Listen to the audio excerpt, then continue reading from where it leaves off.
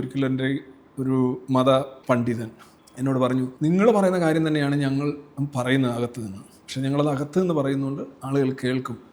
എന്നാൽ നിങ്ങൾ പറയുന്നത്, നിങ്ങളൊരു നിരീശ്വരവാദി ആയതുകൊണ്ട് സ്വതന്ത്ര ചിന്തകൻ എന്നൊക്കെ പറഞ്ഞ് ആദ്യം തന്നെ നിങ്ങളൊരു ടാഗിൽ വരുന്നുണ്ട്, നിങ്ങളുടെ ഒരു സംഭാഷണം വരുമ്പോഴേ ആളുകൾ മാറി നടക്കുന്നത്.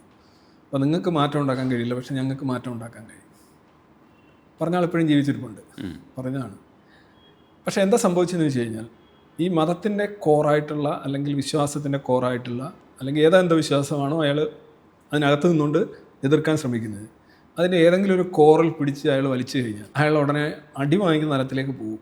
ഈ പറയുന്ന ആൾക്ക് അടി വാങ്ങിച്ചിട്ടുണ്ട്, മതവിശ്വാസികൾ തന്നെയാണ് അടിച്ചത്. അയാൾ പിന്നെ വെറും ഒരു എന്താണ് പറയുന്നത്, വിലകെട്ടവനായി മാറുകയും ചെയ്തു അവരുടെ ദൃഷ്ടിയിൽ, വ്യക്തി എന്ന നിലയിലല്ല. അയാളുടെ താരമൂല്യം ഇടിഞ്ഞു പോയി. കാരണം അയാൾ അതിൽ ഒന്ന് രണ്ട് കാര്യങ്ങൾ ഒന്ന് പറയാനുണ്ടായി.